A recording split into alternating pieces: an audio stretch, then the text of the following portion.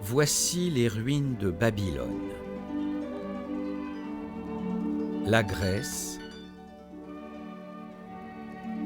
Hong Kong, la Thaïlande, le Liban, tous ces pays portent l'empreinte de la Babylone antique qui a également exercé une influence sur votre vie. Savez-vous comment ? Ce film, La proclamation de la bonne nouvelle éternelle autour du monde, donne la réponse à cette question.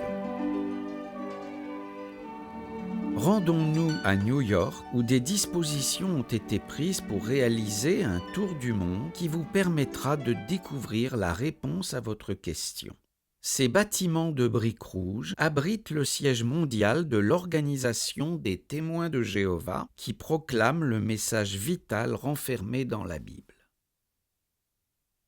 Frère Nord, président de la société Watchtower, discute avec deux autres responsables de la société au sujet des congrès chrétiens prévus autour du monde.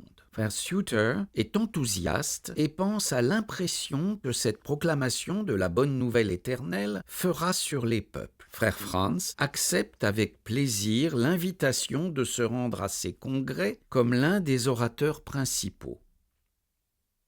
Maintenant, Frère Nord leur propose de tracer l'itinéraire du voyage en commençant par la première assemblée qui se tiendra à Milwaukee. L'assemblée de New York réunira entre autres des délégués de l'Amérique du Sud. À Londres, des délégués viendront d'Afrique et ceux d'Espagne et du Portugal assisteront à 3 autres congrès organisés en Europe. Un tour dans les pays bibliques sera un épisode instructif du voyage. Des congrès seront tenus aux Indes, en Birmanie et en Thaïlande. C'est là que le groupe de voyageurs se séparera. Frère Franz et Suter prendront la route du Sud, qui passera par l'Australie, tandis que Frère Nord suivra la route du Nord jusqu'au Japon et en Corée. La dernière assemblée aura lieu à Pasadena, en Californie. L'hôtel de ville de Milwaukee nous souhaite la bienvenue. En nous réunissant dans ces congrès, nous obéissons au commandement biblique qui dit de ne pas abandonner notre assemblée. C'est pourquoi les témoins se sont réunis dans ce stade municipal à l'occasion de la première des 24 assemblées. Sur cette magnifique estrade, Frère Nord insiste sur le fait que la Bible est notre guide dans la vie et dans notre culte.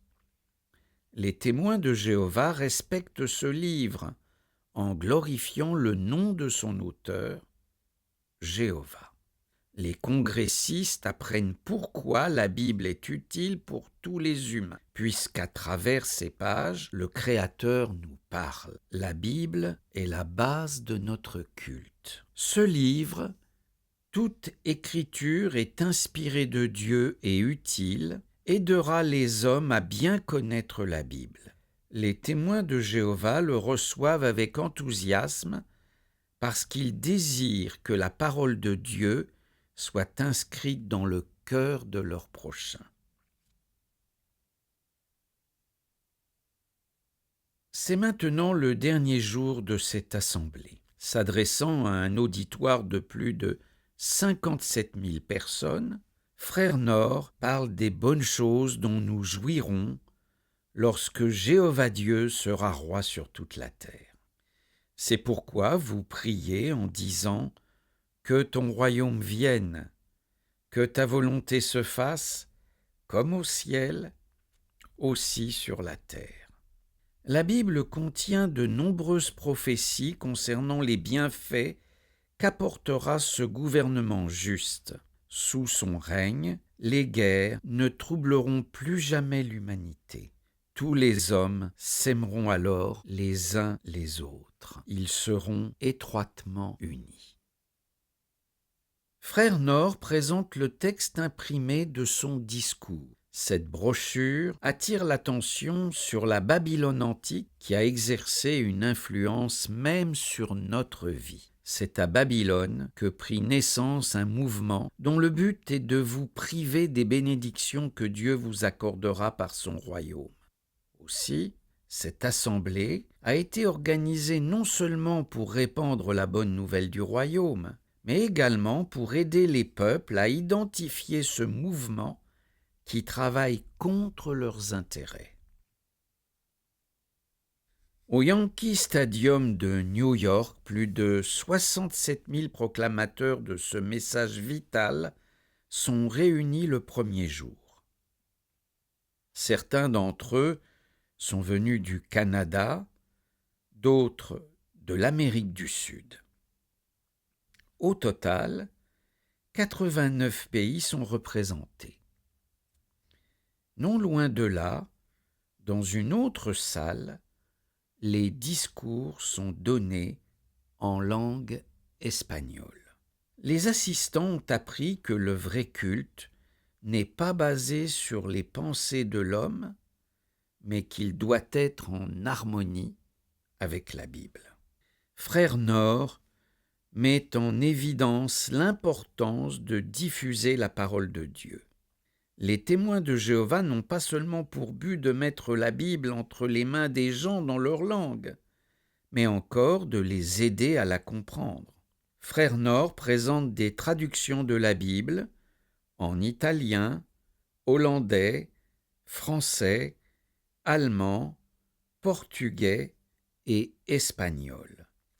Ces traductions contiennent le nom du Créateur, Jéhovah, tandis que d'autres l'ont ôté. Frère Nord présente des exemplaires de ces Bibles à des délégués venus des Pays-Bas. Ceux-ci discutent des qualités de la traduction du Monde Nouveau en hollandais. Frère Franz explique l'importance du vrai culte à ses amis de la Bible. Il les encourage à l'employer parce qu'elle montre clairement que le culte qui plaît au Créateur est celui qui glorifie Dieu plutôt que les hommes. Il démasque l'erreur religieuse. Frère Nord poursuit sur ce thème et propose l'adoption d'une résolution en faveur de la vraie adoration et contre le faux culte. Le vrai culte met l'accent sur les valeurs spirituelles et non sur le matérialisme. Il est la base du bonheur. Voilà le culte qu'enseigne la Bible. C'est celui que les témoins de Jéhovah préconisent. Frère Nord attire ensuite l'attention sur la Babylone antique et présente le nouveau livre « Babylone la Grande est tombée, le royaume de Dieu a commencé son règne ». Babylone, première ville construite après le déluge, eut pour fondateur Nimrod, qui a laissé une empreinte sur l'humanité jusqu'à nos jours. Alors que les congressistes se lèvent pour chanter, certains d'entre eux pensent à la prochaine assemblée. Un total de 583 personnes fera le tour du monde. Un autre groupe de 520 ira en Palestine seulement. Certains délégués se mettent déjà en route pour Londres, où la prochaine assemblée doit se tenir. Nous nous rendons à l'aéroport en autocar. La société a prévu chaque détail du voyage. Dans les pays où cette assemblée apportera la bonne nouvelle, celle-ci laissera une profonde impression. Nous volons vers Londres. Des représentants de 57 pays débarquent en Angleterre. Parmi les endroits dignes d'intérêt, il y a le Parlement, et il est intéressant de savoir que certaines lois de cet État régissent les activités de l'Église anglicane. Voici l'horloge Big Ben. Non loin de là, se trouve la célèbre abbaye de Westminster, lieu de culte de l'Église anglicane. La proximité du Parlement révèle les rapports étroits qui existent entre cette Église et l'État, les principaux ecclésiastiques étant désignés par la reine. Ce pont donne accès à une autre partie de la ville. En circulant, sur le côté gauche de la chaussée, évidemment, nous ne pouvons nous empêcher de penser aux millions d'Anglais dont la vie est influencée par ces rapports étroits qui existent entre l'Église et l'État. La plupart des hommes ne se rendent pas compte de toute l'étendue de cette influence. Le château de Windsor a longtemps été une résidence royale. Chaque membre de la famille royale qui est monté sur le trône a été couronné par l'Église. Dans certains domaines, l'État domine l'Église, mais dans d'autres, l'Église exerce une influence sur l'État. L'un des fruits de l'union entre l'Église et l'État se trouve dans ce parc où il y a une plaque à la mémoire de William Tyndale. Parce qu'il traduisit le Nouveau Testament en anglais, le clergé se servit du bras de l'État pour le forcer à fuir en Belgique, où il fut martyrisé par ceux qui privaient le peuple de la parole de Dieu. Avant de mourir, il dit « Seigneur, ouvre les yeux du roi d'Angleterre ». Cet homme désirait que tous les humains apprennent à connaître Dieu. Comme Tyndale, des milliers de témoins de Jéhovah rassemblés au stade de Twickenham s'intéressent à la Bible. Frère Franz les incite à aimer leurs semblables en leur portant la parole écrite de Dieu dans leur langue et en les aidant à en comprendre le sens. Frère Nord met en relief l'importance de lire la Bible et de vérifier les déclarations d'autrui concernant le Créateur. Il dit à l'auditoire « Nous serons rendus sages au salut éternel à condition d'étudier et d'employer fidèlement le livre divin de la bonne nouvelle éternelle. » Les éditions de la Bible sont présentées à l'auditoire. Les témoins de Jéhovah emploient et diffusent presque toutes les traductions de la Bible. En outre, chaque année, la société Watchtower imprime des millions de Bibles, brochures et périodiques. Contrairement à ceux qui persécutèrent Tyndale et empêchèrent les gens de posséder la Bible, les témoins de Jéhovah aident les hommes à connaître les bénédictions que la parole de Dieu tient en réserve pour tous, pour vous aussi, si vous avez la foi. Les nouvelles éditions de la Bible sont distribuées aux délégués. Nous voici au musée britannique où sont conservées quelques-unes des versions anciennes de la Bible. Saviez-vous que l'Église catholique était à ce point opposée à la traduction de la Bible qu'elle fit brûler les lecteurs de ce livre sur un poteau? La version de Wycliffe était du nombre de ces Bibles. La Bible d'Alcuin est en latin. Des manuscrits en langue grecque tels que le Sinaiticus et l'Alexandrinus nous ont permis d'avoir des traductions plus exactes. Quittons ce musée et allons à la maison de la Watchtower, siège de la société en Angleterre. La maison que vous voyez ici abrite l'école pour le ministère du royaume. Ces personnes s'intéressent à ce bâtiment parce qu'elles diffusent les publications bibliques qui y sont imprimées. Les jeunes ne sont pas mis à l'écart. Leurs parents leur enseignent également la manière d'utiliser ces publications pour aider autrui. Ces travailleurs volontaires, tous des ministres qui vivent dans cette maison, sont en train d'envelopper des exemplaires de la tour de garde et de réveillez-vous pour les poster. La filiale britannique de la société est l'une des 92 filiales qui organisent la proclamation de la bonne nouvelle éternelle dans le monde. Mais nous avons encore beaucoup de choses à voir en Suède.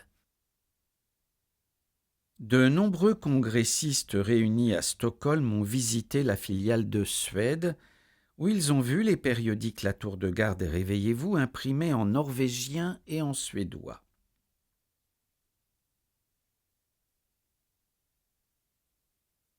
Stockholm est une ville pittoresque, n'est-ce pas? Construite sur 14 îles, on l'appelle la Venise du Nord. Il y a de nombreuses congrégations de témoins de Jéhovah dans cette ville. Mais qu'en est-il de la population en général? Quelle est sa religion? Comme en Angleterre, c'est une religion d'État, l'Église luthérienne. Les affaires de cette Église sont réglées par l'État et le roi est le chef de l'Église luthérienne suédoise. Dans la banlieue de Stockholm, les témoins de Jéhovah ont construit ce village de toile pour abriter certains congressistes. D'autres, bien entendu, logent dans des maisons privées de Stockholm. Durant 8 jours, ces gens ont vécu heureux dans ce village de toile. Des témoins de 4 nations sont hébergés dans ce camp. Cela illustre bien comment le vrai culte passe par-dessus des frontières nationales et unifie les peuples de différentes langues, les aidant à vivre ensemble dans la paix, à se vouer une confiance réciproque et à s'intéresser au bien-être les uns des autres. Cette estrade en forme de feuille de trèfle met en relief l'aspect linguistique de l'assemblée. Dans chaque section, il y a un interprète, un Suédois, un Danois, un Norvégien et un Finlandais. Frère Nord doit faire une pause suffisamment longue pour permettre la traduction de ces paroles. Chacune des 4 sections du stade est réservée à l'un de ces groupes linguistiques. Les Danois sont à droite, puis viennent les Norvégiens, les Suédois et en dernier lieu les Finlandais. Un dispositif automatique de synchronisation conçu par les témoins eux-mêmes informe l'orateur que tous les interprètes ont terminé et qu'il peut poursuivre. Les différentes langues parlées simultanément dans cette assemblée attirent l'attention sur le fait que les témoins de Jéhovah proclament aujourd'hui la bonne nouvelle dans plus de 160 langues. Après avoir reçu une instruction poussée sur la Bible, des diplômés de l'école de Galade ont été renvoyés dans ces pays scandinaves pour superviser l'œuvre de prédication. Maintenant, nous prenons l'avion pour Munich, en Allemagne. Les délégués sont venus d'un peu partout en Europe et dans d'autres pays encore. Des salles différentes ont été aménagées pour les congressistes hollandais et français. Sur les lieux de l'Assemblée, un globe terrestre mobile décrit le tour du monde. Juste quelques semaines avant le congrès, cet emplacement n'était qu'un vaste terrain. Mais les témoins de Jéhovah ont tout aménagé pour recevoir cette foule de plus de 100 000 personnes. Les clergés protestants et catholiques ont conseillé à la population de ne pas louer de chambre à ces chrétiens. Frère Nord encourage les congressistes à porter la Bible et son message aux habitants de Munich. Mais le clergé a montré qu'il ne veut pas que les Munichois reçoivent cette aide. Sa conduite est anti-chrétienne, à tel point qu'un journal local a dit à la population de ne pas écouter la voix des bergers de l'Église, mais de prêter l'oreille à celle du bon berger qui a dit « J'étais étranger et vous m'avez reçu ». Lors de l'assemblée, de nombreux délégués sont allés prêcher aux habitants de Munich. Ce jeune homme est un témoin allemand et il est accompagné d'une sœur qui fait le tour du monde. Ils sont en train de montrer ce que la Bible dit à propos du royaume de Dieu. Lors d'une excursion, après avoir parlé avec quelques Munichois, les délégués contemplent cette magnifique tour. On a peine à croire qu'ici, en Allemagne, des milliers de vies ont été supprimées dans les camps de concentration. Pendant des années, les témoins de Jéhovah ont été persécutés. Dachau fut l'un des camps dont Hitler se servit pour exterminer des millions de Juifs et d'autres. Rien que dans ce camp, 29 000 personnes moururent. Nombre d'entre elles étaient des témoins de Jéhovah qui refusaient de renoncer à leur foi. Certains étaient gardés dans ces baraquements. Cette plaque marque le terrain d'exécution où des milliers furent fusillés. Leur sang était évacué dans cette tranchée. D'autres moururent sous les coups de gardes sadiques. Les cadavres étaient entassés dans ces fours crématoires.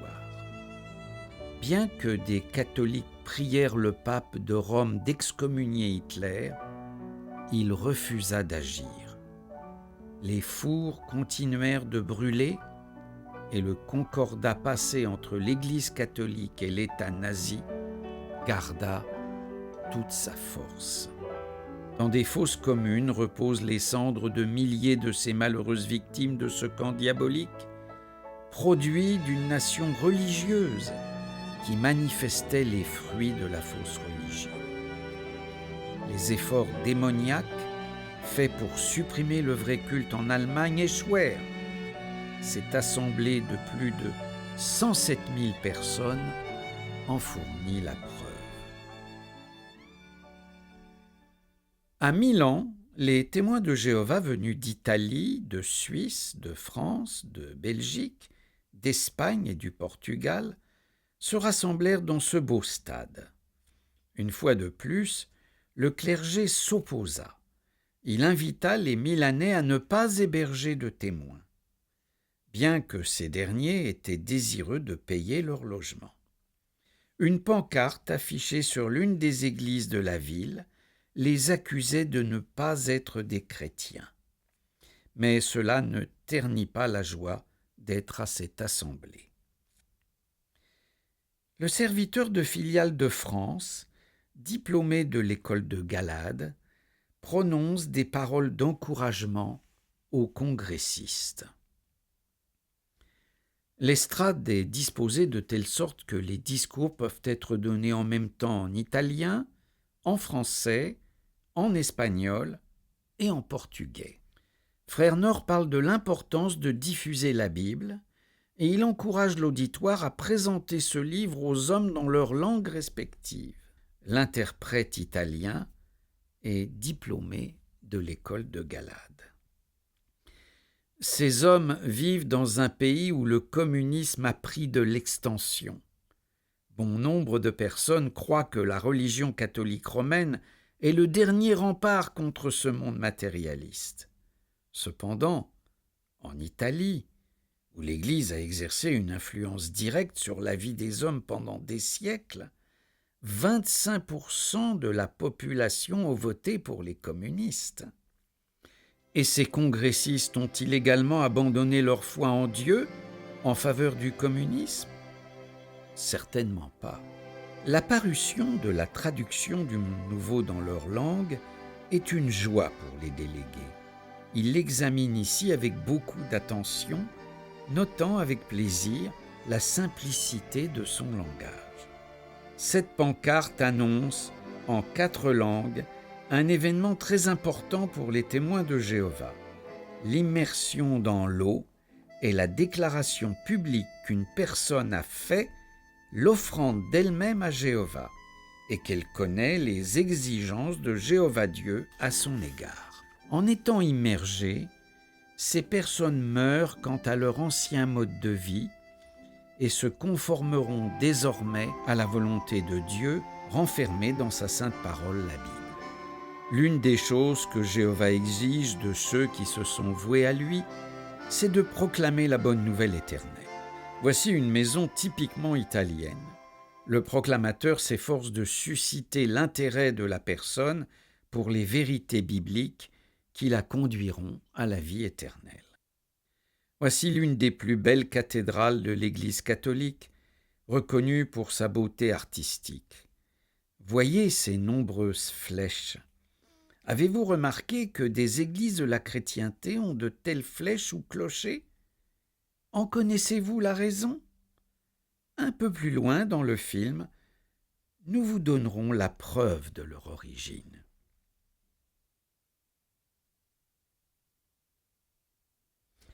Au nombre des magnifiques temples de Grèce figure celui-ci, appelé le Parthénon et dédié à la déesse Athéna. Mais la belle architecture n'est pas le critère pour juger de la valeur d'une forme de culte. Attirés par la beauté de ce temple, différentes organisations religieuses dites chrétiennes s'en servirent pour leurs services religieux. Bon nombre d'anciens temples à Athènes sont maintenant en ruine. Certains de leurs piliers sont tombés. Les morceaux de celui-ci ont été assemblés pour vous montrer comment il était construit. Au pied de ce haut lieu du faux culte se trouve la ville d'Athènes. Comme à Munich et à Milan, le clergé orthodoxe grec manifesta son opposition et força le gouvernement à annuler l'autorisation qu'il avait accordée aux témoins de tenir leur assemblée. Au moyen de cette union de l'Église et de l'État, on a essayé de priver le peuple grec de la bonne nouvelle. Ce stade désert où devait se tenir l'assemblée est une preuve que l'Église orthodoxe, à l'instar des religions païennes qui l'ont précédée, se sert de l'État pour persécuter ceux qui pratiquent le vrai culte. Voici le temple d'Héphaïstos, le dieu du feu.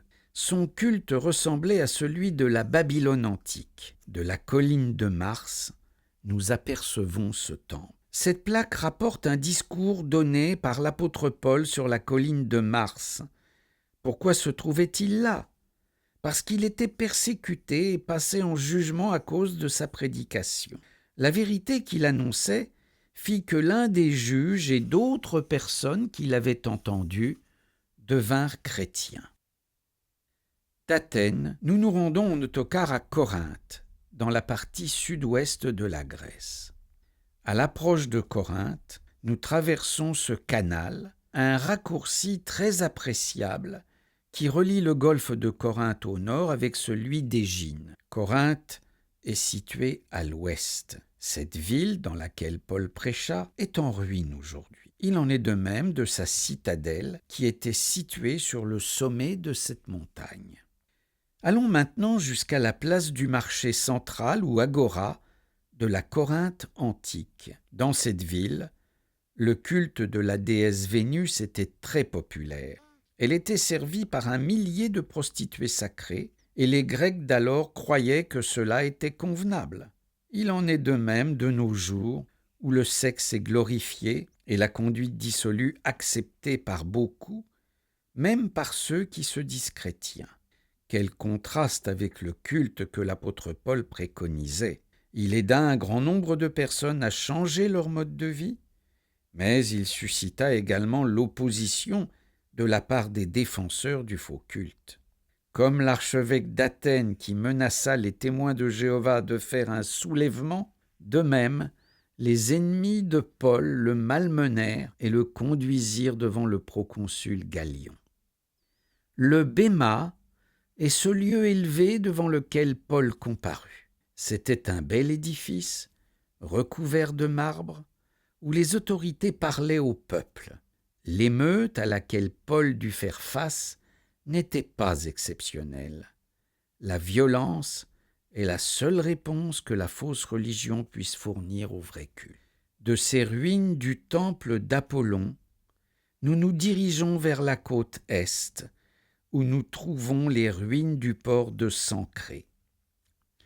C'est là que l'apôtre Paul s'embarqua pour la Palestine à la fin de son deuxième voyage missionnaire. Après un dernier coup d'œil à ces ruines, nous quittons la Grèce, nous dirigeant dans la même direction que Paul. Maintenant, nous sommes au Liban. Ces moyens de transport portent l'empreinte du passé et, dans les ruines, nous distinguerons les marques évidentes de l'influence que la Babylone antique a exercée sur sa religion. Dans les temps anciens, Baalbek était un lieu de culte renommé. Les gens s'y rendaient en pèlerinage. La foule montait ces grandes marches menant au temple, émue par l'impressionnante beauté de l'endroit. Sur cet emplacement, les Grecs et les Romains bâtirent des temples. Plus tard, une église catholique et une mosquée y furent érigées. Mais le culte remontait très loin dans le passé. Il portait l'empreinte de la Babylone antique. Voici par exemple le temple de Bacchus, le dieu du vin. Il fut un temps où les gens se rassemblaient dans cette cour pour pratiquer leur culte. Qu'est-ce que la religion signifiait pour eux? Alors qu'ils se tenaient debout devant cette colonnade et contemplaient sa grandeur, ils ne pensaient certainement pas à Babylone. Il est fort probable qu'ils ne comprenaient même pas que leur dieu, Bacchus, n'était autre qu'un dieu issu du panthéon babylonien. De Babel, cette religion se propagea. Lorsque Jéhovah déjoua les projets des bâtisseurs de Babel en confondant leur langage, ceux-ci se dispersèrent et répandirent leur religion. Avec l'apparition de nouvelles langues, leurs dieux reçurent des noms nouveaux. Leurs descendants construisirent le temple de Bacchus que vous avez vu, ainsi que celui-ci dédié à Jupiter. Les colonnes de ce temple mesuraient 18 mètres de haut et 2,20 mètres de diamètre. Les Romains considéraient Jupiter comme le dieu suprême. Quelle ressemblance avec Nimrod de Babylone! Mais l'alliance conclue entre la religion et l'État furent impuissantes à sauver Babylone. Elle ne sauva pas non plus la religion romaine, comme l'attestent les ruines de ce temple. Et qu'avons-nous constaté en Europe? Nous avons remarqué que l'union de l'Église et de l'État a plongé les hommes dans l'affliction. Tout en quittant le temple de Jupiter, signalons que ce dieu figurait également dans le culte de la déesse mère et de l'enfant. Cela vous semble-t-il familier? La plupart des gens qui sont venus adorer dans ces édifices ne se doutaient certainement pas que cette idée venait de Babylone. Il en est de même aujourd'hui. Bon nombre de personnes ne savent pas que le culte de la Vierge et de l'enfant a été emprunté à Babylone. Votre religion enseigne-t-elle la doctrine d'un Dieu en 3 personnes? C'est le cas pour un grand nombre de religions. Jupiter était considéré comme faisant partie d'une trinité. Son culte venait de Babylone, où il y avait de nombreuses trinités. L'unité de leur triade principale était symbolisée par un triangle. Ne retrouve-t-on pas le même culte aujourd'hui? Donner à la Trinité des noms empruntés à la Bible ne change rien à son origine qui demeure babylonienne. À la sortie de Baalbek, nous apercevons un cultivateur monté sur un traîneau qui sépare le grain de la paille. De même, la proclamation de la bonne nouvelle éternelle sépare les adorateurs du vrai Dieu de ceux qui sont attachés aux pratiques religieuses d'origine babylonienne. C'est dans cette région que nous trouvons les cèdres du Liban. C'est dans ces forêts que Salomon, roi d'Israël, prit le bois qui servit au culte de celui qui fait croître ses arbres. de nos jours, les cèdres sont rares, mais il fut un temps où les montagnes du Liban en étaient couvertes. Certains de ceux qui restent mesurent jusqu'à 12 mètres de circonférence. Comme ils sont majestueux et fiers.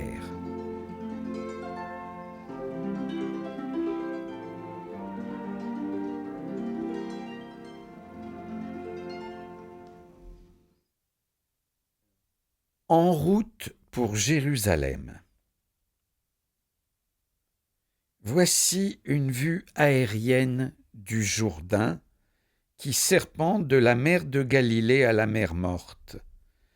C'est dans cette région que Jésus-Christ enseigna il y a 1900 ans.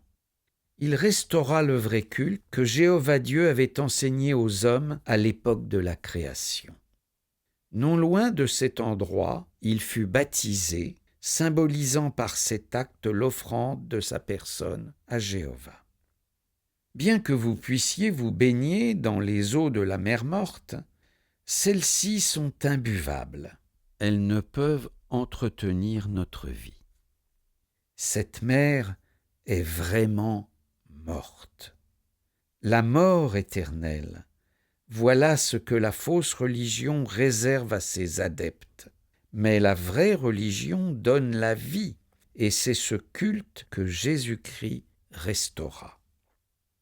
Près de la mer Morte, nous allons visiter des grottes où d'anciens manuscrits bibliques ont été trouvés en 1947. Le fait que ces écrits contiennent des prophéties dignes de foi nous autorise à les accepter comme étant d'origine divine.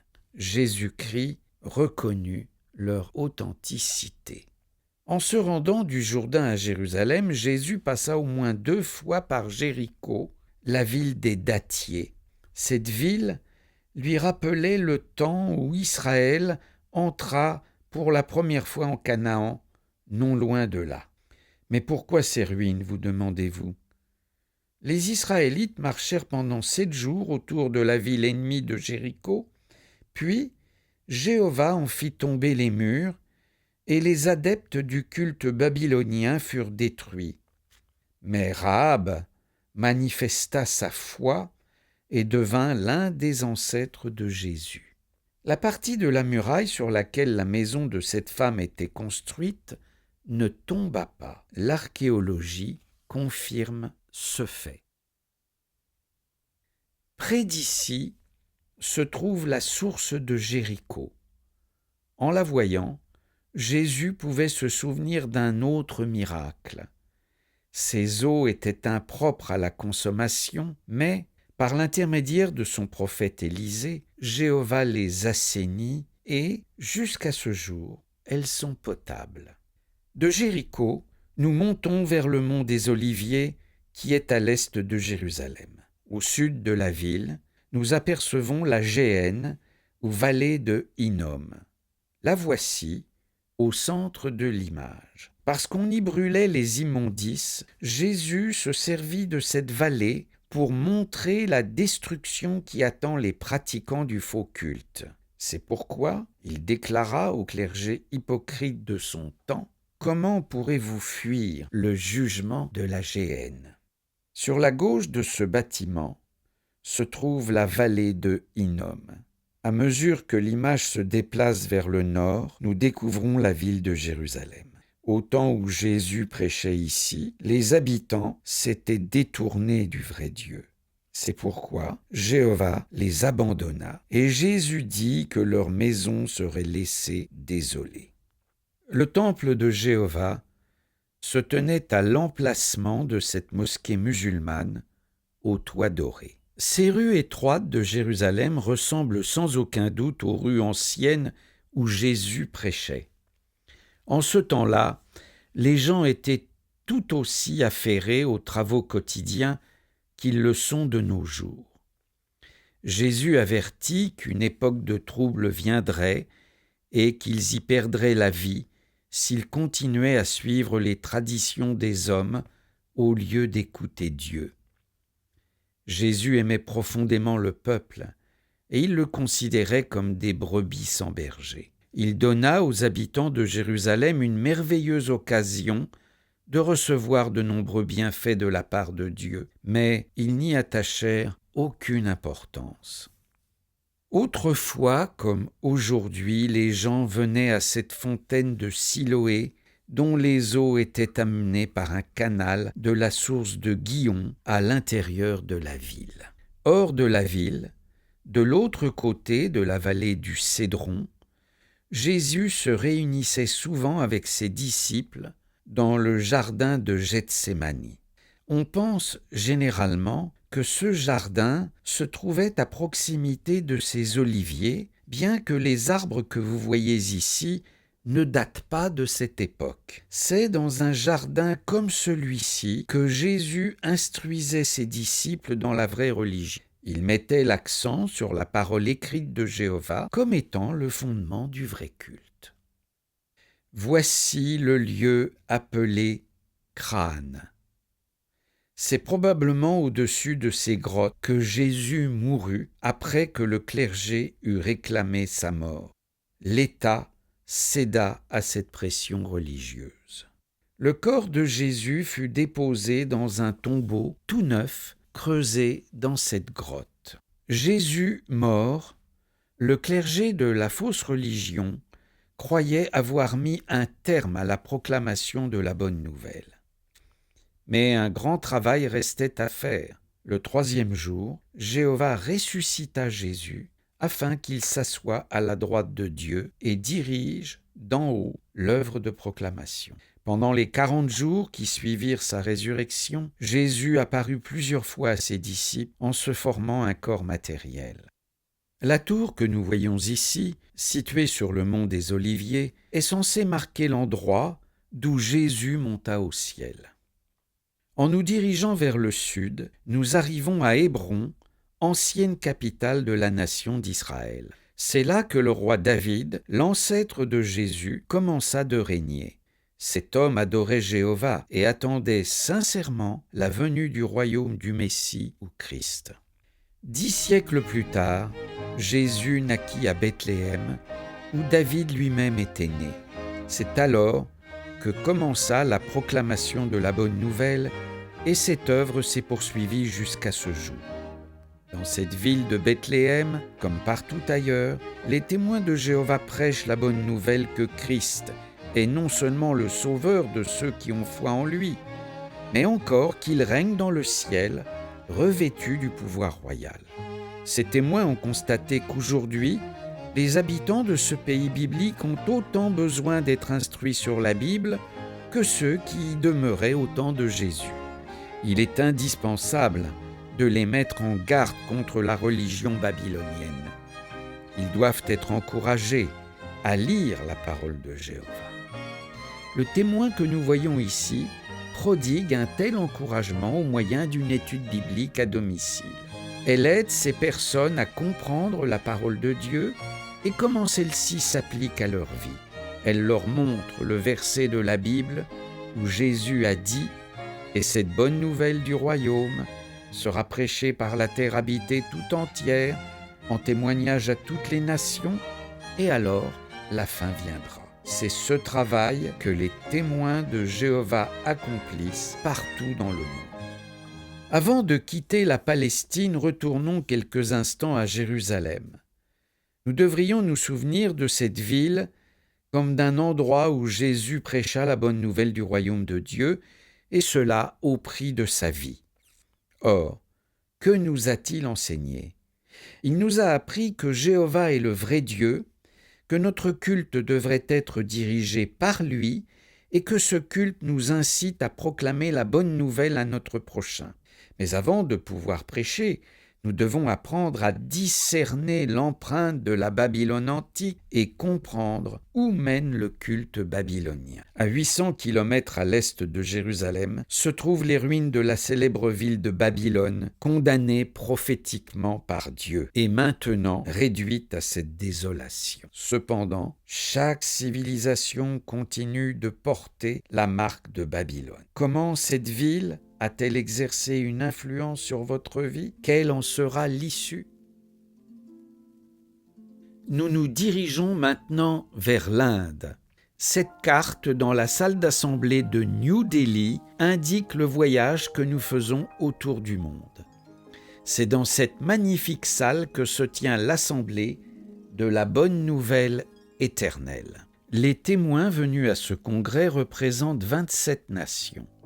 La plupart des gens que vous voyez ici ont été, pour un temps, retenus captifs dans les filets de la fausse religion. En ce temps-là, ils adoraient des animaux et des images. Certains ont peut-être même fait preuve d'intolérance à l'égard d'autres religions, mais maintenant, ils ont abandonné de telles pratiques. La Bible a changé leur façon de penser.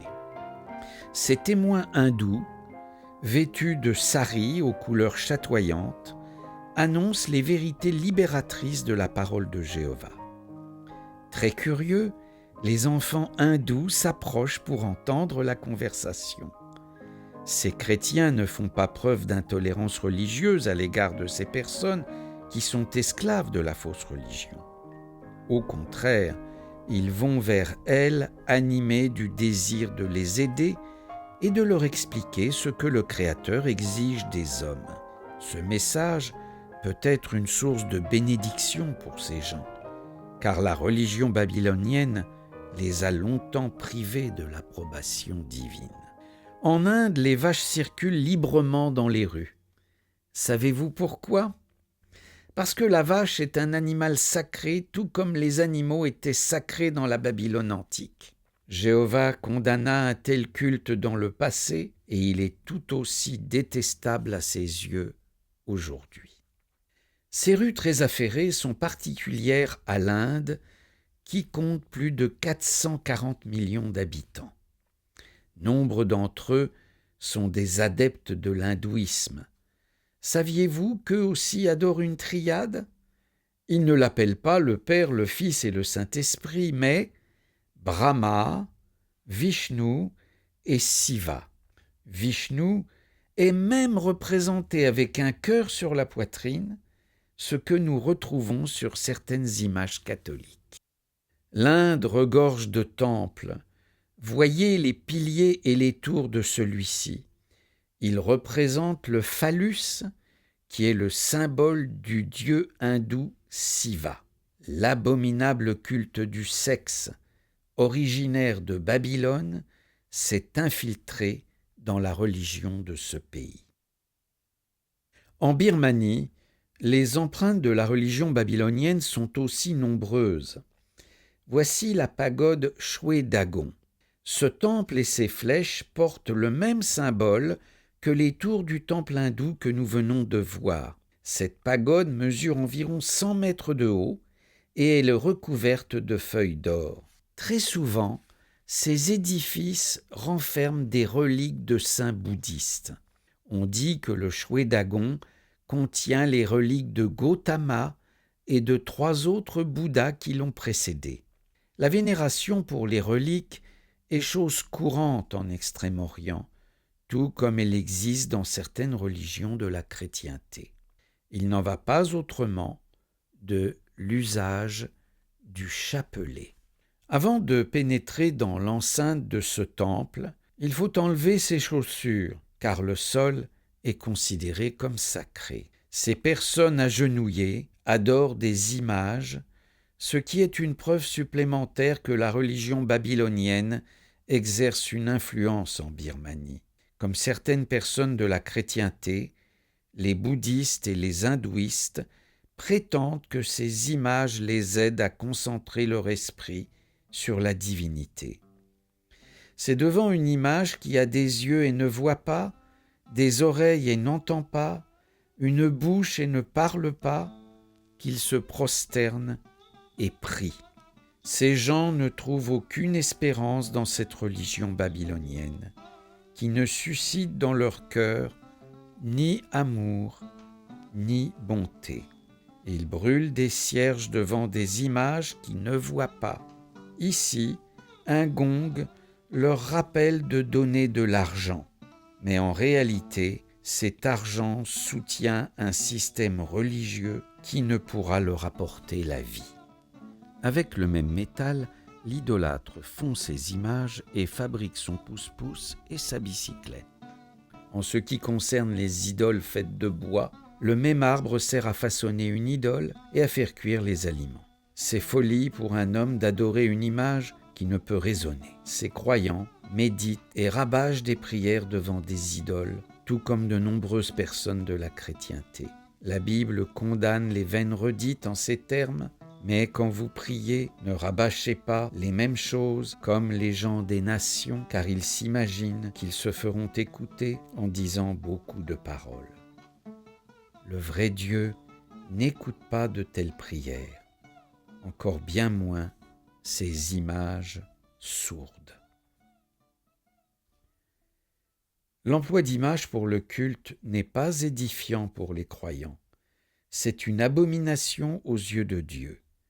Voici ce que dit la Bible au sujet des images. Il leur ressemble ceux qui les fabriquent, tous ceux qui se confient en elles. Aucune vie ne les anime. La mort, voilà le fruit que produit la religion babylonienne. Nous sommes au marché de Rangoon. Ces gens travaillent dur, mais où va une bonne partie de leur argent?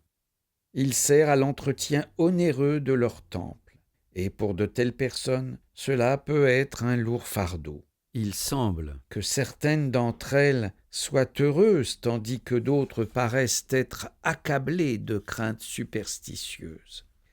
Ces édifices religieux rappellent constamment la puissante emprise qu'exerce la fausse religion. Mais à l'hôtel de ville de Rangoon, nous trouvons les témoins de Jéhovah réunis afin de connaître ce qu'il faut faire pour aider efficacement leurs semblables. Nous en avons ici une démonstration. Le vrai culte ne dépouille pas les hommes de leur argent. Il ne remplit pas leur cœur d'une crainte superstitieuse, au contraire, il les rend libres. Les témoins n'utilisent plus les images ni les cierges. Ils n'ont plus de reliques et ils ne rabâchent plus des prières stéréotypées.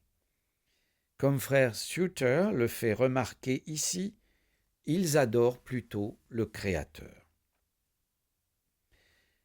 Certains délégués quittent la salle pour se rendre au lac où l'immersion doit avoir lieu. Être immergé dans l'eau signifie que l'on est mort quant à son mode de vie passé qui se conformait au culte babylonien. Maintenant qu'ils se laissent guider par la Bible, les candidats pratiquent le culte pur du seul vrai Dieu. À présent, ils proclameront la bonne nouvelle éternelle. Ils ne mangeront ni ne s'habilleront différemment des autres birmans, et après l'immersion, ils mettent un vêtement par-dessus leur pagne mouillée qu'ils enlèvent. Pour ces témoins rassemblés dans cette salle, un grand travail reste à faire.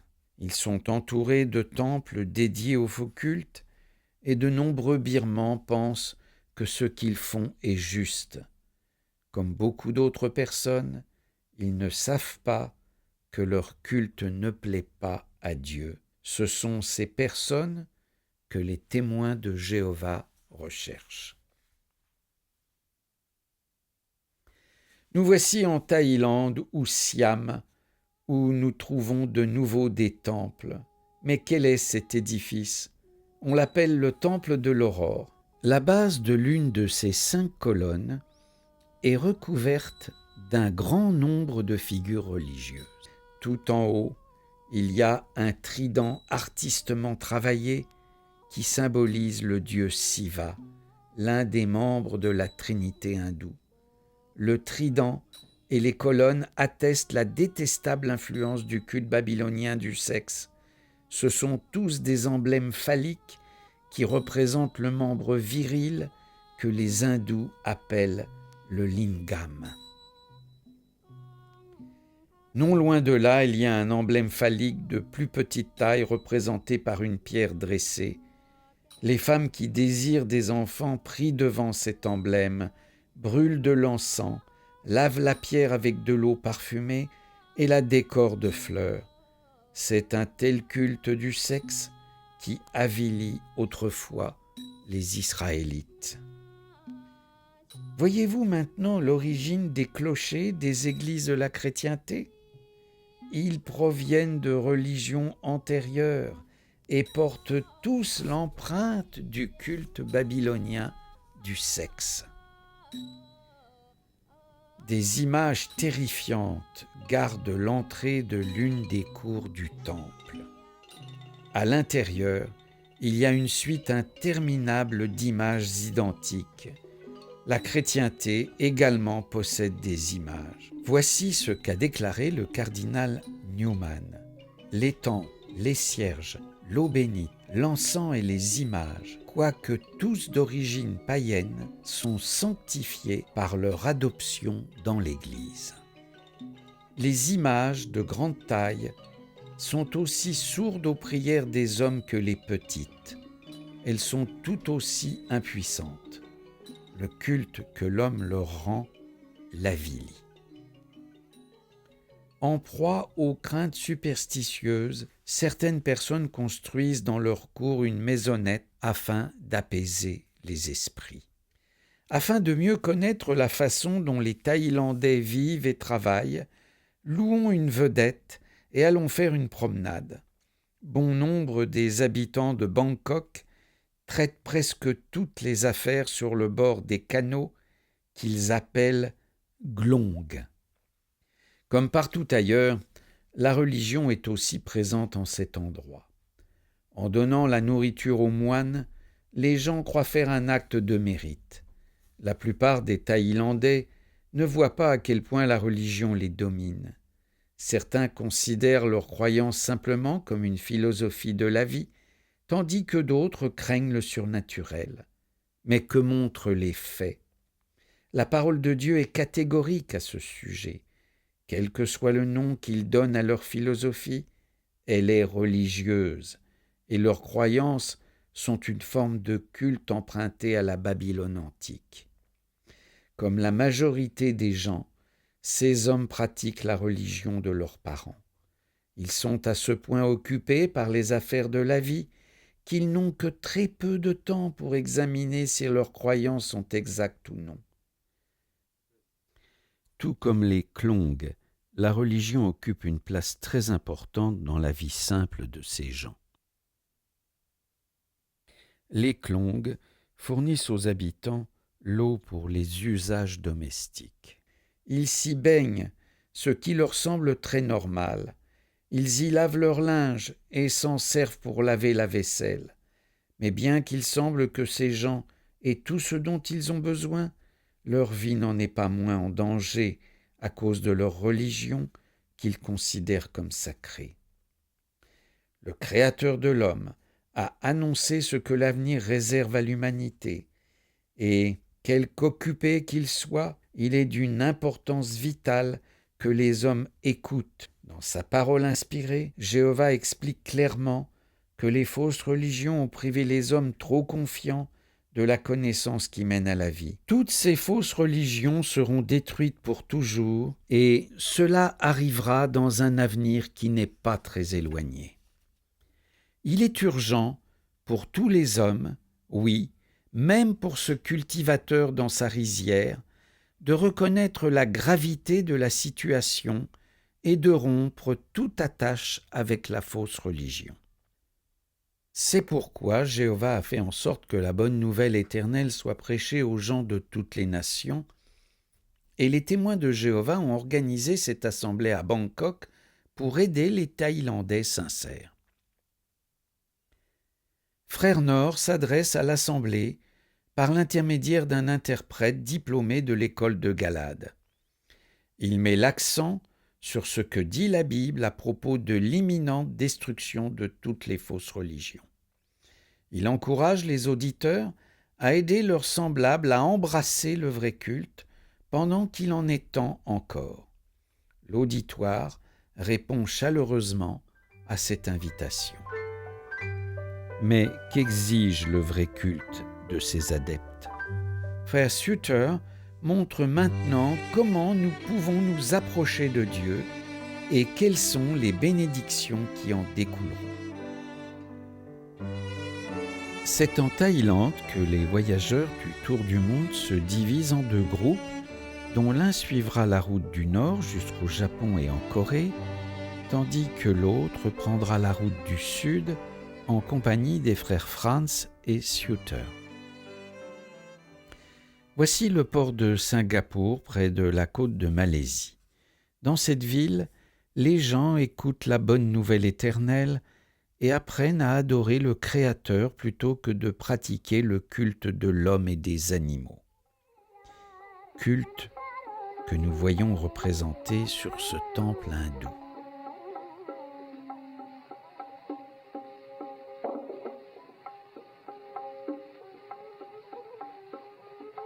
Les délégués de l'Assemblée, qui se tient au théâtre Victoria, s'intéresseront particulièrement au discours de frère Suter, ayant pour titre « De quel Dieu êtes-vous témoin ?» L'orateur leur dira, entre autres, « Aucune des nations qui sont venues à l'existence après le déluge du temps de Noé n'a pu former un vrai Dieu vivant, capable de faire des prédictions véridiques. Il s'ensuit de là qu'après Jéhovah, il n'y a eu aucun Dieu semblable à lui. » Quittons Singapour et prenons l'avion pour Bandung, en Indonésie. Nous sommes reçus avec amabilité dans ce confortable hôtel de Bandung. Au cours d'une excursion, nous apercevons un immense cratère formé par la lave durcie. Au moyen de tels volcans, Jéhovah créa ces îles qui sont devenues la demeure de la nombreuse population indienne. Le riz pousse dans ces champs en terrasse. Bien que l'homme plante et cultive, c'est Jéhovah qui en réalité pourvoit à la nourriture. Nous venons à cette assemblée pour en apprendre davantage concernant Dieu. Cette famille est venue en pousse-pousse. Le père comprend qu'il ne doit pas seulement travailler pour subvenir aux besoins matériels des siens, mais qu'il doit encore veiller à leur bien-être spirituel. Le vrai culte n'est pas seulement réservé aux femmes et aux enfants, il concerne la famille tout entière.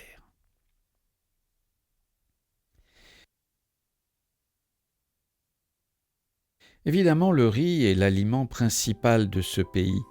Ces chrétiennes secouent très adroitement le riz tout en le lavant. Elles sont heureuses d'offrir volontairement leur aide pour faire les repas de leurs frères chrétiens.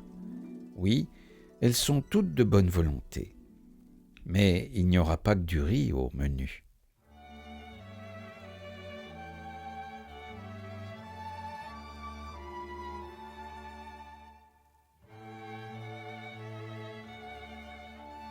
Ici, les mains volontaires coupent en morceaux de la viande et des légumes pour les servir avec le riz. Ainsi, le repas sera plus varié.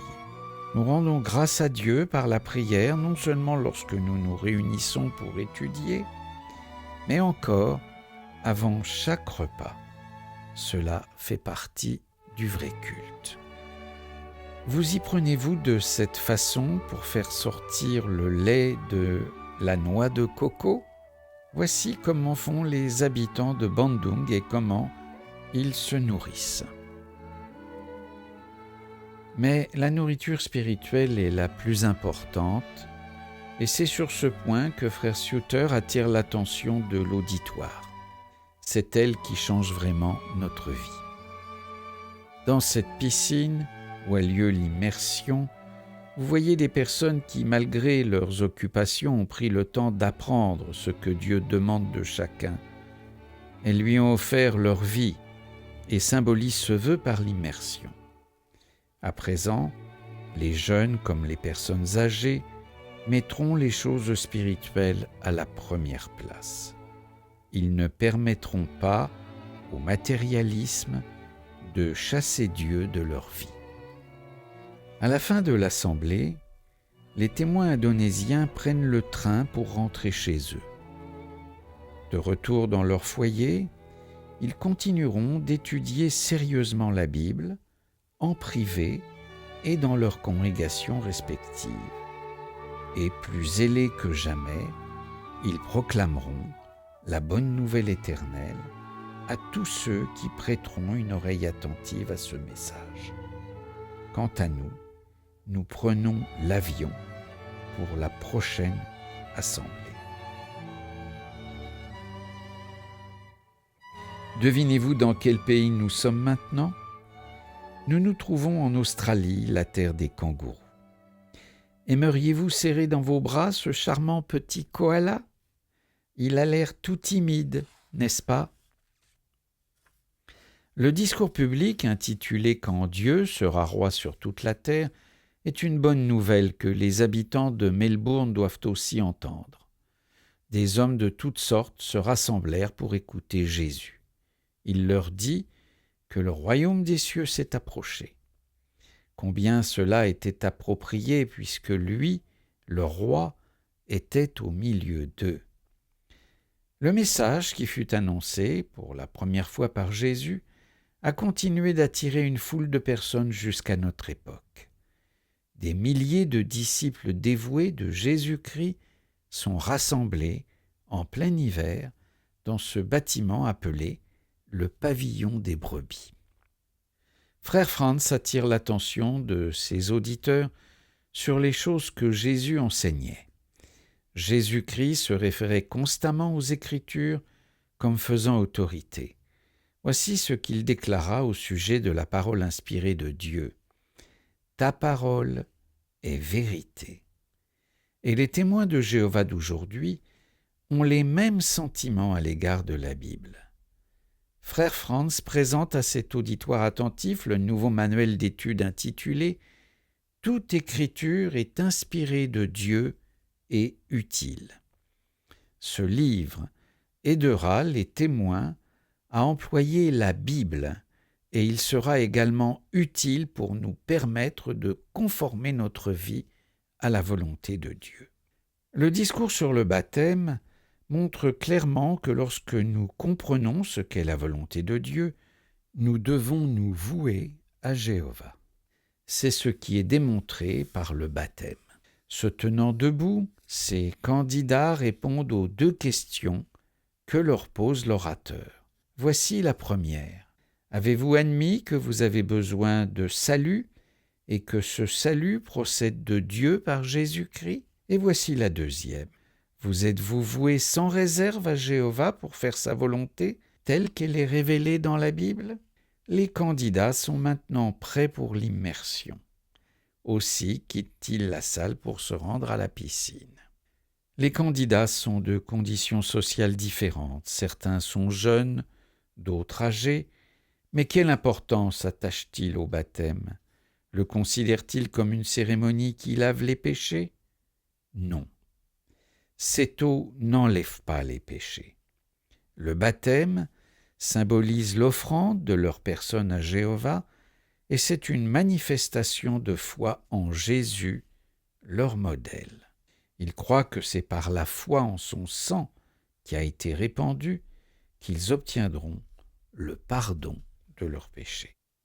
Après leur baptême, ces chrétiens s'efforceront de vivre en harmonie avec leur foi. Il se peut qu'ils commettent des erreurs, mais ils sont résolus à chasser de leur vie des pratiques telles que l'ivrognerie, la fornication et le mensonge.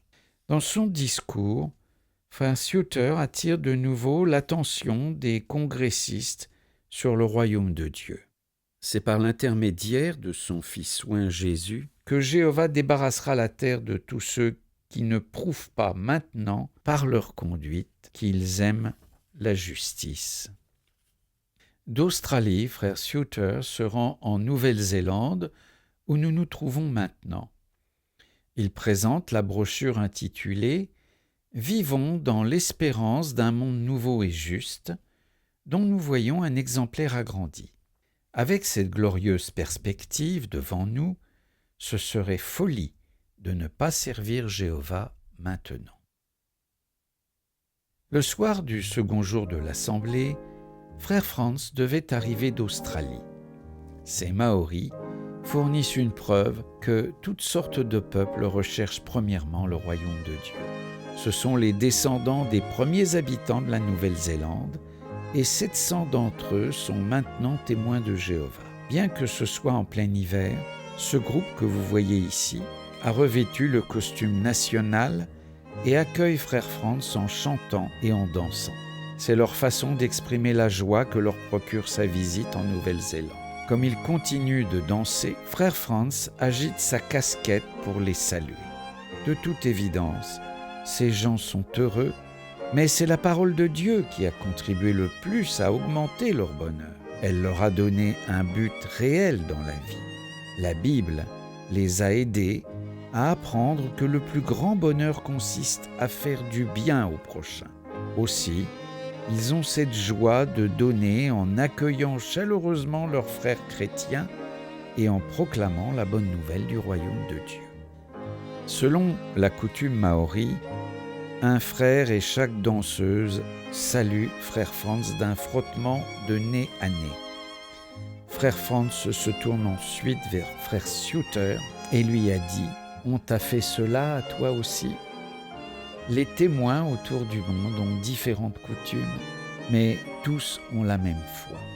Ils ont tous le même esprit et vont de l'avant dans le service de Dieu comme un peuple uni. Les témoins de Jéhovah sont très occupés dans le ministère, mais pas au point de n'avoir pas le temps de jouir des beautés de la création. Aussi, au cours de notre séjour à Auckland, nous visitons cette magnifique serre. Nous y contemplons ces merveilles de la nature qui manifestent l'œuvre de notre Dieu. Ceux qui servent dans cette filiale de la Nouvelle-Zélande passent tout leur temps à étendre le vrai culte dans ce pays. Mais ils ne sont pas les seuls à accomplir cette œuvre. En effet, des milliers de témoins de Jéhovah néo-zélandais y consacrent le plus de temps possible en dépit de leurs obligations familiales. Le théâtre municipal est l'un des 2 endroits qui ont été utilisés pour l'Assemblée de la Bonne Nouvelle éternelle. C'est le plus beau théâtre de Nouvelle-Zélande et nous l'avons obtenu au prix de nombreuses démarches. Une seule salle n'aurait pas suffi.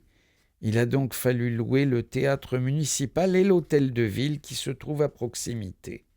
Le programme est identique dans les 2 salles.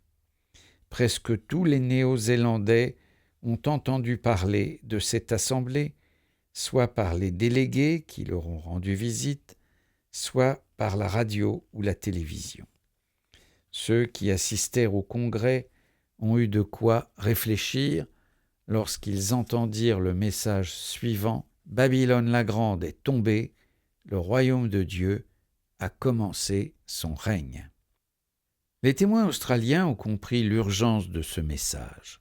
Aussi, nombre d'entre eux sont allés s'installer dans d'autres îles pour y étendre la prédication. Aux îles Fidji, nous avons un aperçu des résultats qu'ils ont obtenus dans leur ministère. C'est un plaisir que de pouvoir rendre visite à ces habitants des îles du Pacifique. Ils forment un groupe sympathique et accueillant. Un grand nombre d'entre eux sont venus de loin pour assister à cette assemblée. La beauté de l'endroit ne vaut-elle pas le déplacement ? Mais la vraie beauté est chez ceux qui pratiquent le culte de Jéhovah. S'adressant à l'auditoire par l'intermédiaire d'un interprète fidjien, Frère Franz parle du temps où les frontières nationales seront du domaine du passé. Mais en ce qui concerne l'unité chrétienne, elles existent déjà maintenant. Une grande foule de peuples, de toute nation, de toute tribu, de toute langue, s'est rassemblée autour de la terre, unie par le culte du seul vrai Dieu. Parmi les témoins de Jéhovah, les inégalités raciales n'existent plus et personne ne méprise son prochain. Tous sont frères dans la foi. Nous avons de la peine à quitter ces frères. Comme nous nous apprêtons à partir, ils chantent pour nous des cantiques à la louange de Jéhovah dans leur langue. Eux aussi sont des serviteurs du vrai Dieu. Mais Que deviennent les autres voyageurs autour du monde? Ils sont maintenant à Hong Kong. C'est ce que nous verrons bientôt. Tandis que frère Franz et Suter quittaient la Thaïlande pour suivre la route du sud jusqu'aux îles Fidji, frère Nord et ses compagnons prenaient la route du nord. Rejoignons-les maintenant. Nous approchons de Hong Kong, près des côtes de Chine. Cette colonie britannique surpeuplée compte 3,5 millions d'habitants, dont la plupart sont des Chinois. Voici Victoria, la ville principale de l'île. Tout comme Jésus prêchait au peuple dans des rues encombrées, de même les témoins de Jéhovah poursuivent leur activité dans la ville de Hong Kong. Certains appartements abritent jusqu'à 30 personnes et l'escalier est si sombre qu'il faut marcher à tâtons jusqu'à la porte. Observons le témoin à cette porte. N'est-il pas enthousiaste? À présent, rendons-nous à la place du marché. Pourquoi la bonne nouvelle doit-elle être annoncée ici? Parce que bon nombre de ceux que l'on ne trouve pas chez eux vivent pratiquement en cet endroit et que leur vie dépend de ce message. Évidemment, dans les appartements surpeuplés, nous arrivons quand même à trouver quelques personnes, mais nous voulons que chacun entende le message. Aussi visitons-nous maintes et maintes fois les immeubles, ce qui nous permet de parler aux différents membres de la famille. En outre, les gens sont plus enclins à écouter à certains moments qu'à d'autres. Hong Kong est surpeuplé au point que le port est habité. C'est une véritable ville flottante. Il y a des magasins, des écoles et des cliniques sur les bateaux même. Mais comment atteindre ces personnes? Eh bien, on peut les visiter en bateau ou encore les trouver sur les quais. Lorsqu'une personne manifeste de l'intérêt, nous désirons la revoir afin de l'aider à étudier la Bible. Étant donné que ces gens se déplacent continuellement, il faut travailler avec méthode. Ces hommes travaillent dur. Ils vont et viennent dans le port, dans des jonques à moteur et dans des sampans. Et souvent, ils emmènent avec eux leur famille tout entière.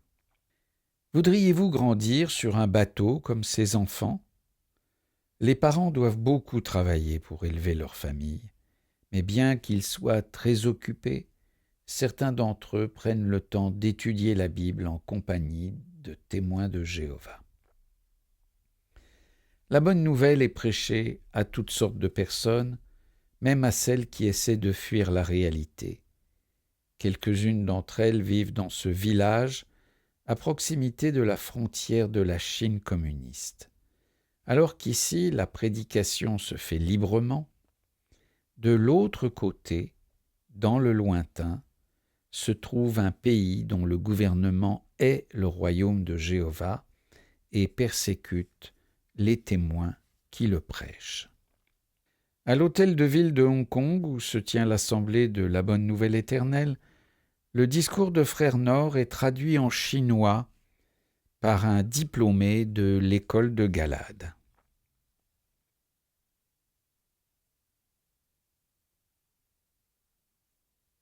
L'heure est arrivée de quitter nos frères de Hong Kong, car il nous reste encore beaucoup de choses à voir. Aussi, nous dirigeons-nous vers le sud de la mer de Chine et les Philippines.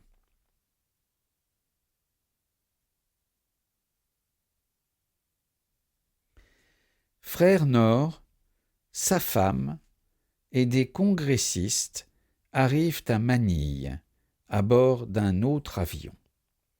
La veille de l'Assemblée, un typhon s'est abattu sur la ville. Malgré tout cela, tout est prêt pour l'ouverture du congrès qui se tient au stade de football Rizal Memorial. Évidemment, les assemblées ne sont pas les seules occasions où les témoins de Jéhovah peuvent se réunir. Plusieurs fois par semaine, ces chrétiens se rassemblent dans leurs salles du royaume respectives pour étudier la Bible. Un diplômé de Galade ouvre la première session à laquelle assistent 13 000 personnes. Les frères ont construit ce toit pour que les congressistes soient à l'abri et tirent un plus grand profit du programme. Ce travail a exigé beaucoup d'efforts. C'est l'excellente instruction biblique que ces témoins ont reçue chaque semaine dans leur salle du royaume qui leur a permis de travailler ensemble dans l'unité et de se manifester un amour réciproque. Ainsi, les bureaux de la Société aux îles Philippines ont eu la joie de voir le nombre des témoins passer de quelques-uns en 1940 à 30 000 aujourd'hui. Tous ces témoins sont des ministres. Ils n'attendent pas que les gens viennent à eux. Au contraire, ils vont les visiter chez eux. Bon nombre de Philippins travaillent toute la journée dans les rizières et c'est là que les témoins les rencontrent. Il est important, même pour ces ouvriers, d'entendre le message urgent de la Bible. La plupart d'entre eux apprécient les efforts déployés pour les aider. Aussi, bien qu'ils aient travaillé de longues heures à planter le riz, comme ce jeune homme par exemple, ils acceptent de venir aux réunions où ils reçoivent une plus grande instruction biblique.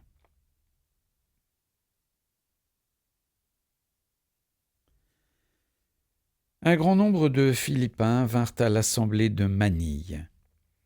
Il y eut dans l'assistance environ 12 000 personnes qui n'étaient pas témoins de Jéhovah.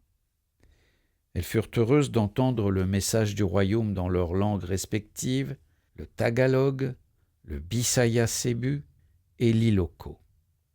Frère Nord offre gratuitement aux 37 000 personnes présentes un exemplaire de la brochure contenant sa conférence intitulée « Quand Dieu sera roi sur toute la terre ». Le dernier jour de l'assemblée, le stade était comble. Les 2/3 de ces hommes sincères sont des ministres. Ce sont des prédicateurs qui croient fermement en Dieu et à la Bible. Certains sont avancés en âge, mais ils n'ont pas perdu la foi pour autant. Et ils ne cessent de s'instruire. Dans l'assistance se trouvent également des enfants. Leurs parents les ont emmenés, sachant que ces jeunes éprouveront le plus grand bonheur à devenir des serviteurs de Dieu et qu'il est vital pour eux de recevoir une formation dès l'enfance. D'autres orientaux aussi sympathiques nous attendent à Taïwan et nous voudrions que vous fassiez également leur connaissance. En débarquant à Taïwan, nous apercevons des banderoles nous souhaitant la bienvenue. Mais il y a bien plus que des banderoles. Nos frères sont là. Ils ont tout organisé pour rendre notre séjour agréable. Quelle joie de faire partie de la très grande famille que forme le peuple de Jéhovah. Les témoins locaux viennent en foule pour nous accueillir. Ils sont si chaleureux que la langue ne semble pas être un obstacle. Ces humbles gens de la montagne sont profondément émus de voir que leurs frères s'intéressent à eux au point de faire le tour du monde pour venir les retrouver à leur assemblée. Ce terrain vous convient-il ? Il n'y avait pas de stade assez grand pour nous rassembler. Aussi, dans ce petit village de Chufeng, avec cette belle montagne comme toile de fond, nos frères en ont construit un. Ils se sont servis de solides piliers de bambou, au-dessus desquels ils ont tendu des bâches. Ici, on parle le chinois et l'ami, mais le message est le même. Ceux qui désirent pratiquer le vrai culte doivent abandonner tout ce qui a trait à la fausse adoration. C'est ce qu'ont fait ces hommes. Ils ont renouvelé leur esprit en se conformant à la parole de Dieu. Certains ont dû se défaire de leurs idoles, de leurs images, de leurs amulettes et de leurs pratiques superstitieuses. La Bible a vraiment transformé la vie de ces gens. Cependant, ils n'ont pas changé leur façon de s'alimenter. Aussi, avec des moyens rudimentaires, ils font fonctionner une cafétéria pour nourrir 1500 congressistes. Pendant notre séjour à Taïwan, les frères ont tenu à nous montrer quelques-unes des beautés de l'île. Aussi nous emmènent-ils aux impressionnantes gorges de Tarokha qui traversent l'île.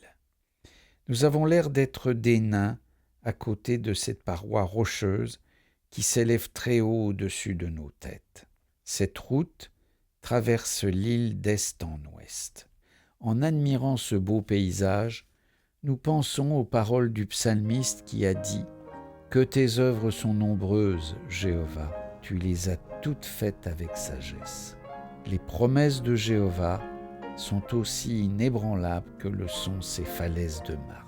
Ceux qui se confient en Dieu ne seront pas déçus. Voici la salle du royaume des témoins de Jéhovah locaux. Non seulement ils y reçoivent une instruction biblique, mais encore on leur apprend à lire et à écrire. L'un des tableaux de la salle montre les progrès que l'assemblée locale a réalisés dans ce domaine. En quittant Taïwan, nous emportons le souvenir du chaleureux accueil que ces humbles témoins nous ont réservé. Nous n'avons pas à craindre que ces frères larguent un jour des bombes sur nos maisons, et eux ne doivent pas penser que nous ferions de même. En tant que disciples de Jésus, nous nous aimons les uns les autres.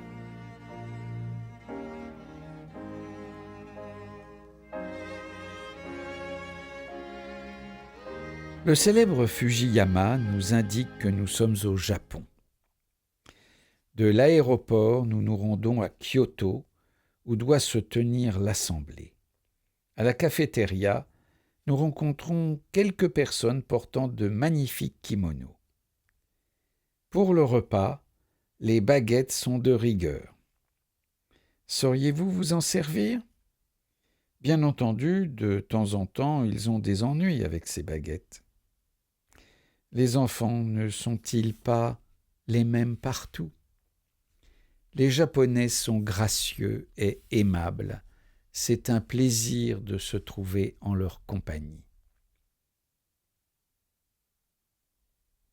Accompagnons ces frères dans la salle de l'assemblée. Observons l'estrade. Au cours de notre voyage autour du monde, avez-vous remarqué les différentes façons de décorer la scène ? Quelle sorte de personnes se font baptiser ici ? L'un des candidats était autrefois un prêtre shinto. Une femme était danseuse. Et vous serez peut-être surpris de savoir que c'est au Japon qu'une Américaine a entendu le message de la Bible pour la première fois. La vie de tous ces hommes a été transformée. Maintenant, ces chrétiens vont de maison en maison afin de faire connaître Jéhovah Dieu. Ils enseignent les merveilleuses bénédictions que Dieu tient en réserve pour ceux qui le servent après avoir renouvelé leur esprit. Tous ceux qui ont été élevés dans une fausse religion en ont l'esprit imprégné. Par exemple, on a enseigné à de nombreux orientaux que la fleur de lotus était le symbole du sexe. Mais Dieu n'a pas créé cette plante dans ce dessein. Lorsqu'une personne élimine de son esprit ses idées religieuses impures, elle commence à voir la beauté de cette fleur comme étant une création divine.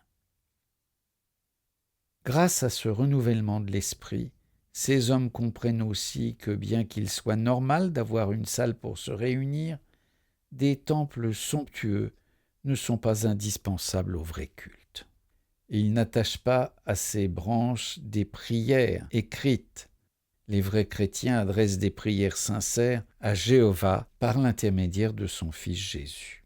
Les vrais chrétiens ne sont plus superstitieux au point de faire brûler des cierges devant un autel ou de se servir d'eau bénite. Ils ont chassé de leur vie toutes ces pratiques de la religion babylonienne. Attablés dans un restaurant, nous regardons un spectacle typiquement japonais. Nous avons certainement trouvé l'Orient très différent des autres parties du monde. Mais bien plus grand encore est la différence entre la vie que mène un serviteur de Jéhovah Dieu et celle de l'homme qui pratique la religion babylonienne. Du Japon, nous prenons l'avion pour la Corée, où aura lieu la prochaine assemblée.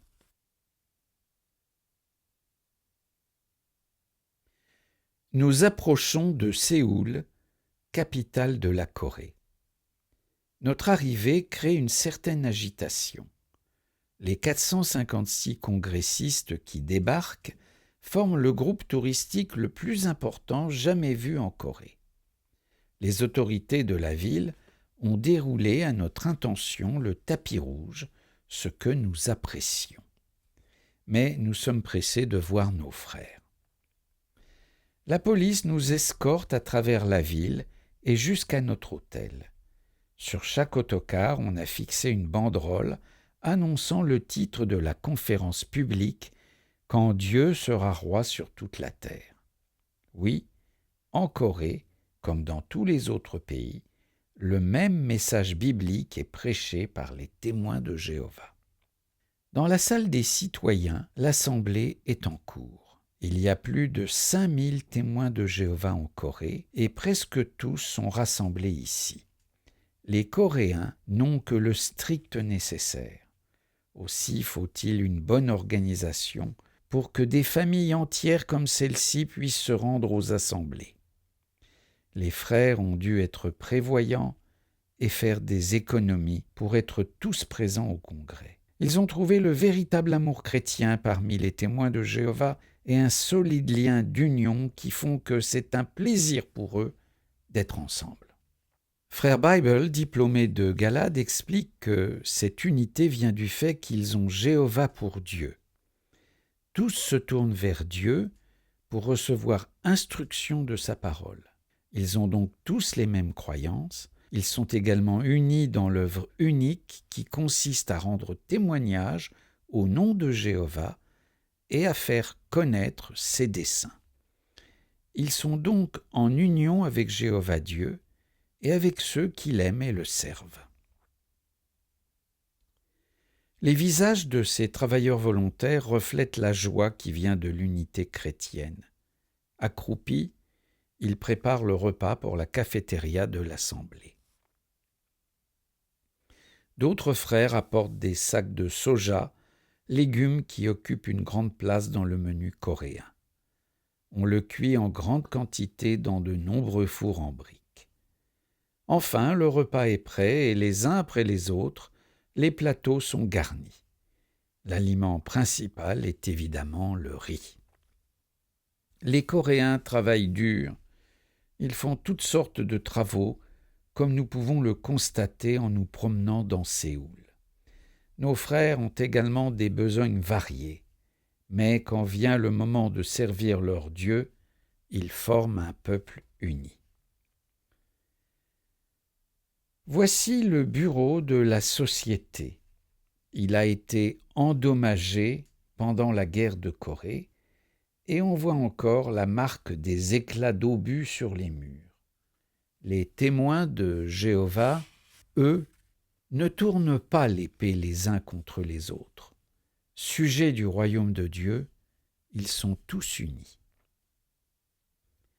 Quittons maintenant la filiale et prenons l'avion pour Hawaï. Admirons les couleurs de ce beau coucher de soleil. Ne sera-ce pas merveilleux quand Dieu aura balayé la méchanceté et que la paix s'étendra sur toute la terre? En débarquant à Hawaï, nous ne pouvons nous empêcher de penser aux nombreux pays que nous voudrions visiter un jour.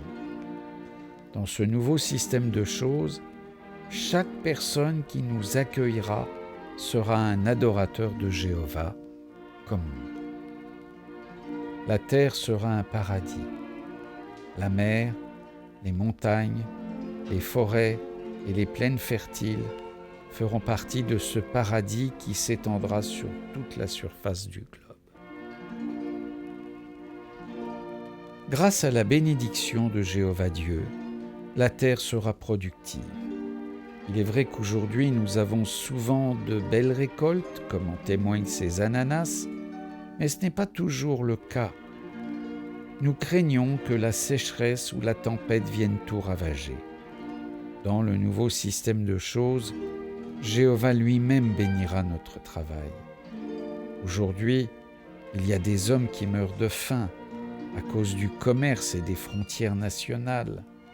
Mais ces choses qui sont cause de division seront ôtées de la terre. Alors se réaliseront les paroles du psalmiste qui a dit « La terre donne ses produits, Dieu, notre Dieu nous bénit, et toutes les extrémités de la terre le craignent. » Dans ce nouvel ordre de choses, il n'y aura pas de chômage. Quel genre de travaux aimeriez-vous faire? Désirez-vous travailler dans les champs? Ou bien préférez-vous transformer les produits de la terre en denrées alimentaires, comme cela se fait ici avec la canne à sucre? Il y aura une grande variété de travaux à faire, et nous serons satisfaits de l'œuvre de nos mains. Voici la plage de Waikiki. Un bon bain nous rafraîchirait, n'est-ce pas votre avis? Il y aura un temps pour cela dans le nouvel ordre de choses. Mais y serez-vous? Si oui, manifestez votre amour pour Jéhovah Dieu en devenant l'un de ses témoins et en annonçant le royaume à l'exemple de ses chrétiens. Alors, le nombre des prédicateurs augmentera, comme l'atteste ce tableau représentant l'activité des assemblées d'Hawaï. Pour obtenir la vie éternelle, il faut vous joindre dès à présent à ceux qui ont foi en cette juste disposition divine. Frère Franz insiste sur le fait que le temps est proche où Dieu exécutera son jugement sur l'empire mondial de la fausse religion. Seuls les hommes qui adorent Jéhovah Dieu en harmonie avec sa parole survivront et recevront la vie éternelle. Bien qu'il fasse chaud, ces chrétiens sont venus écouter le discours de Frère Nord, qui énumère les bénédictions que Dieu accordera aux hommes qui vivront lorsqu'il sera roi sur toute la terre. Ce message est également transmis par télévision dans les îles avoisinantes. L'orateur invite l'auditoire à prendre fermement position pour le royaume de Dieu, bien que cela ne soit pas toujours facile. Que feriez-vous si votre propre famille s'opposait à ce que vous deveniez un témoin? Bon nombre de ceux qui sont ici ont dû surmonter ce problème, mais ils savent que rien ne peut les séparer de leur Dieu, Jéhovah. Quelle serait votre réaction si vos voisins ou un ecclésiastique vous ridiculisaient à cause de votre foi nouvelle? Rappelez-vous que la Bible dit que les vrais chrétiens seront persécutés. Aussi, devons-nous nous attendre à de l'opposition, même si des hommes sans foi devaient vous tuer. Vous n'auriez rien à craindre en tant que serviteur de Dieu. Jéhovah est le donateur de la vie, et il va même ressusciter ceux qui seront restés fidèles jusqu'à la fin.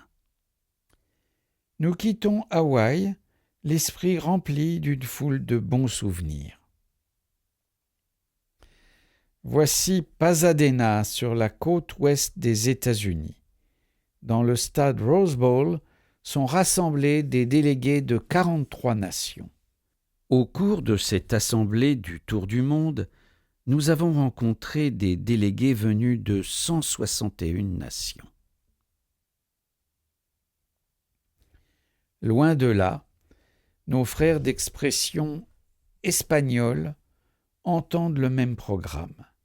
Ils ont également adopté la résolution présentée à toutes les assemblées autour du monde, se déclarant ainsi en faveur du royaume de Dieu et en harmonie avec le jugement divin prononcé contre ce monde méchant. Au total, plus de 454 000 congressistes adoptèrent cette résolution.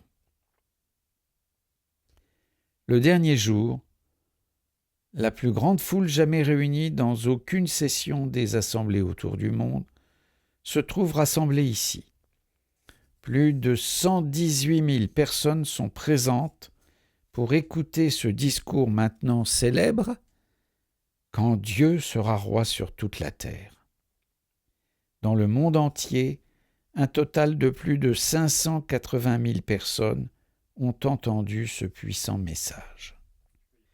Au cours de cette assemblée du Tour du monde, vous avez pu remarquer combien de religions, tant en dehors qu'au-dedans de la chrétienté, portent l'empreinte de la Babylone antique. Vous avez vu comment l'empire mondial de la fausse religion s'est opposé et s'oppose toujours au vrai culte. Vous avez également noté comment se fait de nos jours la proclamation de la bonne nouvelle. Aimeriez-vous y participer ? L'école de Galade contribue beaucoup à l'extension de la prédication dans le monde. L'école se trouve dans ce bâtiment, siège de la société. Des témoins venus à New York, de toutes les parties du monde, suivent ici un cours accéléré sur la Bible et sur les devoirs des responsables. Aujourd'hui a lieu la remise des diplômes. Cet événement marque la fin des 10 mois durant lesquels les étudiants ont non seulement été heureux de s'instruire, mais encore de profiter de la compagnie des frères qui servent Jéhovah depuis des années dans le Bethel de Brooklyn. Frère Nord invite Frère Suter à monter sur la scène afin de lire les télégrammes reçus à cette occasion. Les salutations des témoins du monde entier sont une source de joie pour la 38e classe. Frère Franz parle de l'urgence de prêcher la bonne nouvelle éternelle. Frère Nord met l'accent sur ce que la Bible dit au sujet de l'attention constante qu'il faut prêter à ces choses. Nous devons non seulement les écouter, mais encore y croire et les mettre en pratique en y conformant notre vie. C'est ce que font ces étudiants. Ces hommes et ces femmes croient en ces choses. Ils sont envoyés dans d'autres pays afin de répandre l'instruction qu'ils ont reçue. Il en résulte que partout les responsables des témoins de Jéhovah ont un point de vue identique et enseignent les mêmes vérités.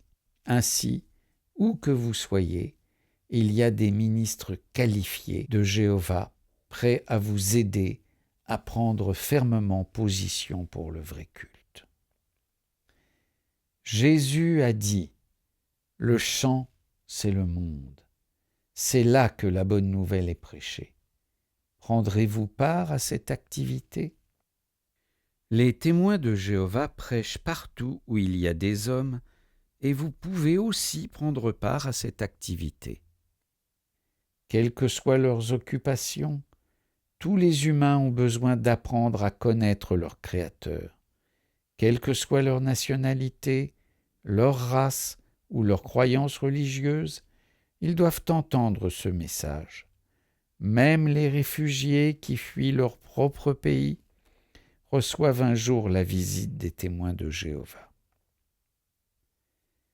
Voyagez-vous beaucoup ou bien passez-vous votre temps chez vous dans votre ferme ? Que vous soyez à la campagne ou à la ville, vous pouvez être actifs dans le service de Dieu. Les témoins de Jéhovah aident les hommes à se libérer de l'esclavage de la religion qui porte l'empreinte de Babylone, l'ennemi de Dieu. La Babylone antique n'est plus, mais son faux culte subsiste. Des foules de personnes s'en sont rendues compte et l'ont abandonné. Lorsque Dieu détruira toutes les religions qui ne l'honorent pas, ces hommes n'auront rien à craindre. Mais où serez-vous alors ? C'est maintenant le moment de sortir de Babylone la Grande, l'empire mondial de la fausse religion.